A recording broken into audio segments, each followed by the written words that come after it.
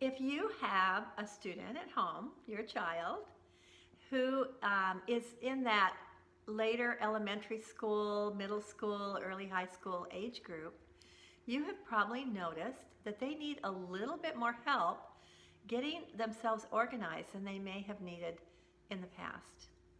The reason for that is that if they're in that 10-year-old age group and up, their brains are going through a very rapid time of development. And that developmental process starts toward the back of the brain and moves to the front. So this part right here behind the forehead, which is called the prefrontal cortex, is kind of the last part, one of the last parts to really mature in your child's brain. The prefrontal cortex is important because this is where you learn to sequence your thoughts and get a plan. It's an organizational area for our way of thinking through things.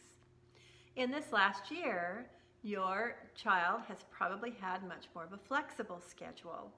Now they're in school and everything is scheduled out hour by hour, and then there's a homework plan.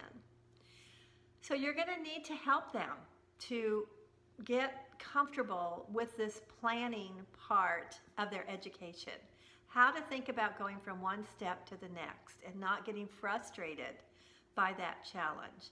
It's like the prefrontal cortex needs a little boost right now to help it. Get those pathways going and get them to be strong again. So I have a couple suggestions for you. The first one is try to begin each day with a very clear plan for your adolescent. It's better if you can get it onto their computer or write it down so they can see it, what's going to be happening throughout the day and into the afternoon, particularly if they have busy afternoon schedules with sports or whatever. So make sure that you help them just feel like they know what they're doing and they're off to a good start. The second suggestion that I have is that slowly, day by day, plan parts of a schedule that require one task leading to another. So for example, if they have a homework assignment, help them think through how to go from step one to step two.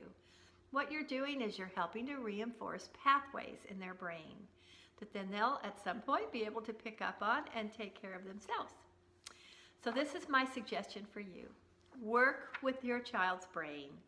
Slowly, be patient, this takes time, and help them get back into a great routine of thinking through the challenges that come their way step by step.